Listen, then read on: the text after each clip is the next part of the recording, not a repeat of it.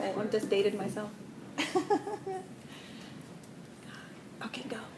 My name's Samantha. I'm Marissa. And we interviewed a family from Mexico for our Bridging the Divide project. So the person that we interviewed is named George Antonio. He is 28 years old, and he is a man that was born in Mexico. He's a single father of one, and he currently lives in Tualatin, Oregon.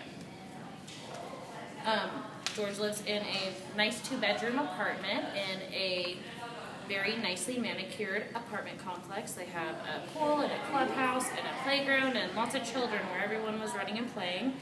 It's situated in Tualatin, where they don't have a lot of neighbors because it's right next to a wetlands protection site. They had a very warm and inviting home. There was nice furniture in every room. You could tell it was very nicely put together. And the house was full of photos displaying the son and their family back home in Mexico that they clearly missed. George was born in southern Mexico. He has parents and some siblings that are still down there. He decided at age 14 that there was not going to be any good jobs for him where he lived and that he needed to come to America. He luckily had an uncle that already was established in Southern California that agreed for Jorge and his cousin to come and live with him. The uncle was able to easily find work for Jorge in the restaurant business. Jorge decided that immediately, as soon as he came here, that it was of most importance that he learned English. English made it, or his lack of knowing English made it so that he couldn't get most of the jobs he applied to. So in his first years here, he made it a huge priority to make sure to learn the language and become as fluent as he could. It was important for George to support his family back home financially because he was able to find employment here and his parents back home weren't able to. This is unfortunate because it stopped him from being able to complete the college education that he had started, which he says that he regrets because if he would have been more selfish and decided to remain in college, he would have probably been able to get a better job and then send more money back home to help support his family. The second reason why he had to leave college was because he had a child at 21 and he was left shortly after the child was born to raise him on his own. Jorge's son is named Axel. He's currently 7 years old. He is in 2nd grade at Tualatin Elementary School. Axel was originally born in America, but then when he was 4, he moved to Mexico with his father so they could live by his family. So he attended kindergarten in Mexico. Then after that year, they moved back to Oregon, and he went to 1st grade at Tualatin Elementary School.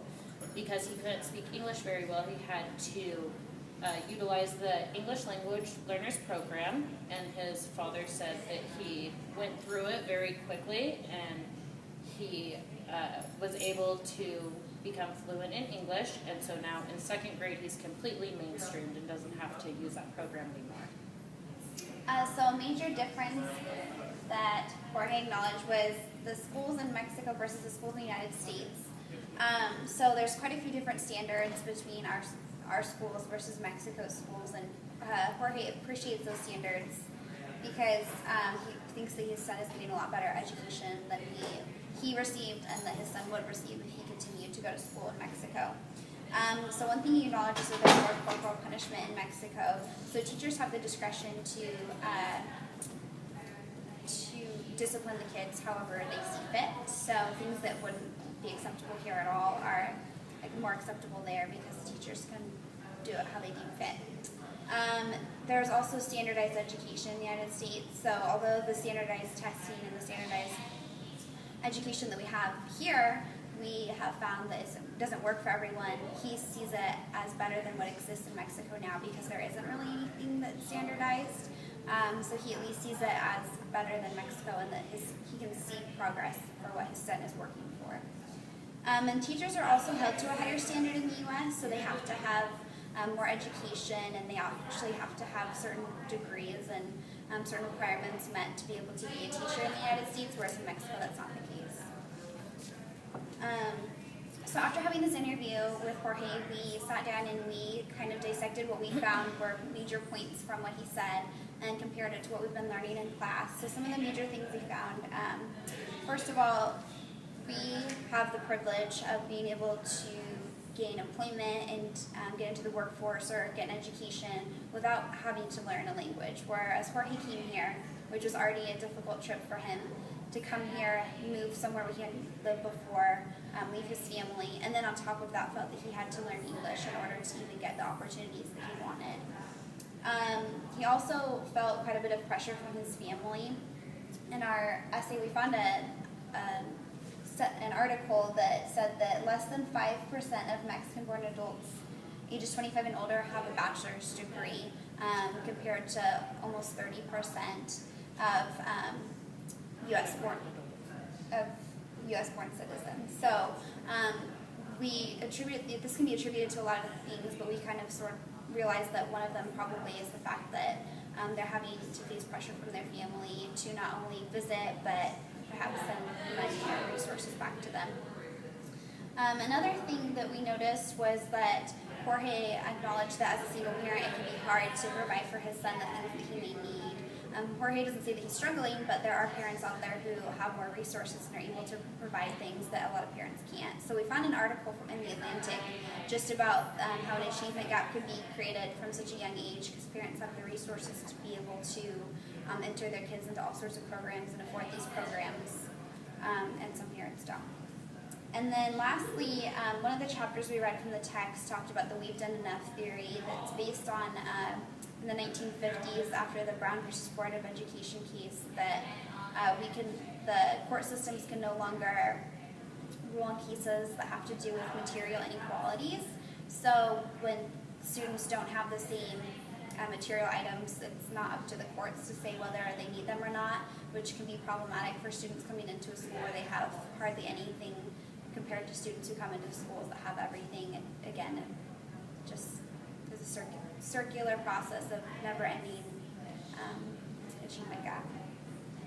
So after we analyzed all the conversation we had, we came up with some recommendations for teachers. So one of them would be just for schools to get involved within the community and to help students maybe with after-school homework help, helping parents understand what's expected of their students and how that they can help their students. And then in addition to that, just helping the families to find resources that already are available. So not even coming up with new ones, but just being able to navigate and find things that are available to help them out. And then lastly, just for teachers to take the time to address different changes and differences that students may experience, whether they're coming from a different country or just from a different place, like a different state.